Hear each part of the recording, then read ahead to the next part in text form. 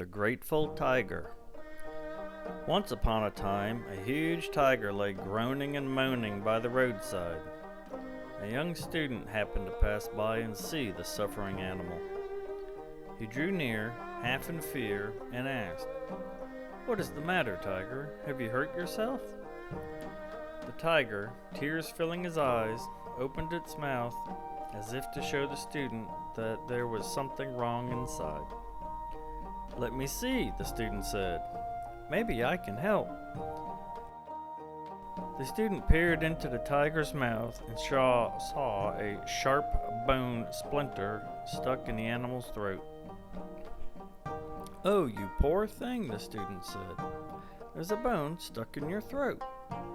Here, let me take it out." "Easy now, it will soon be better." The student stuck his hand into the tiger's mouth and gently pulled the bone out. The tiger licked the student's hands and looked up into his face with tears of relief and gratitude, as if to say, thank you for your kindness."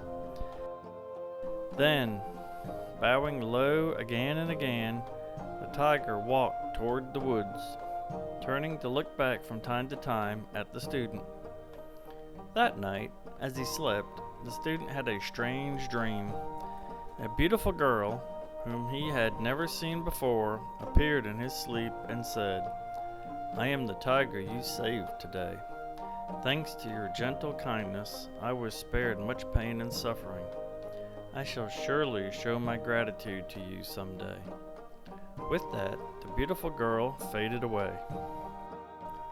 Many years passed. The young student, who had helped the tiger, was now ready to take his final examinations in the capital city.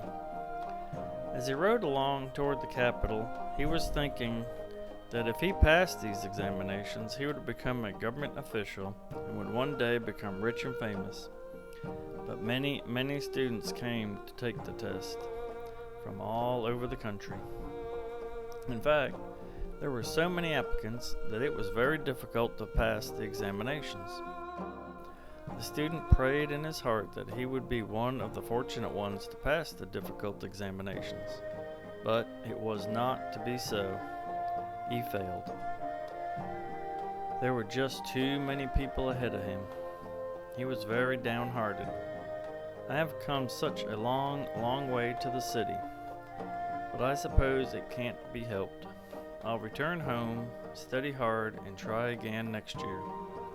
In this way, he resigned himself to his failure and prepared to return to his home in the country the next day.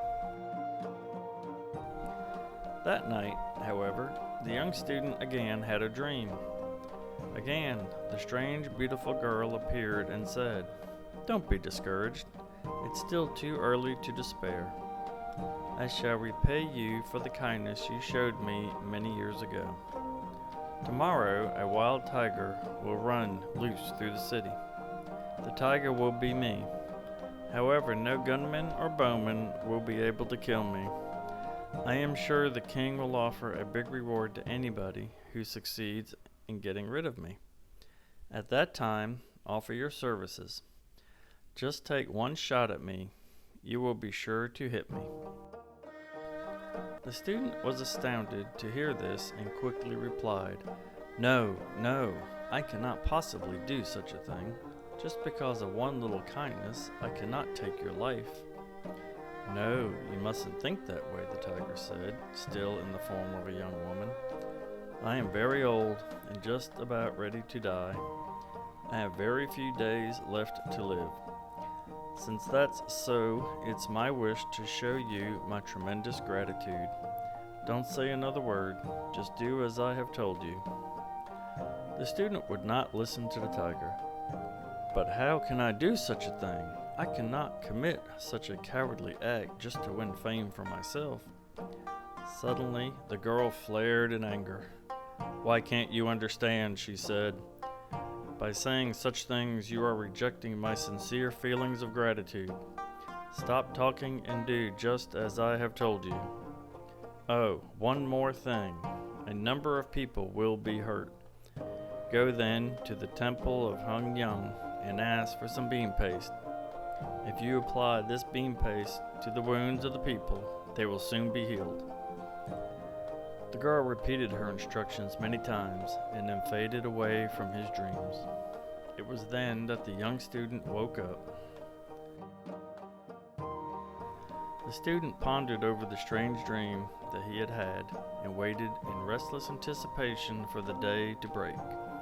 And sure enough, as dawn broke, a wild tiger appeared in the city and ran wild through the streets. The capital was in an uproar. Bowmen and gunmen were dispatched to kill the tiger, but no matter how carefully they aimed their weapons, they could not hit the animal. The people were now in a terrible panic. Many had been hurt. Finally, the king sent out a messenger to announce a royal proclamation. "Hear ye, hear ye," the messenger cried. "The king proclaims that anyone who shoots the tiger shall be greatly rewarded. A high court rank shall be bestowed upon him, and a great treasure of rice shall be his." The student was surprised to hear this. A high court rank and a treasure of rice? The rice alone would be enough to maintain a large retinue of retainers. And then he remembered the dream of the night before. So the young student went before the king and said, "O king, I shall kill the tiger."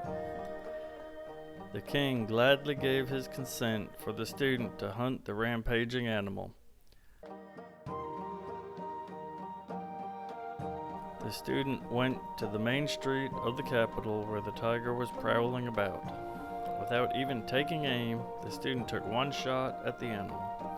The wild tiger, that had the whole city in confusion, dropped dead. That very day, the student was made a nobleman and given his reward of a treasure of rice. Nor did the student forget about the bean paste from the temple of Hungyang. He got the paste and applied it to the wounds of the people who had been hurt. Their injuries healed so quickly that his fame spread throughout the country. Now the story doesn't say so, but it is easy to imagine that the famous nobleman found for his wife the same beautiful girl whose shape the tiger had used in the young student's dreams, and that they lived together happily for many, many long years.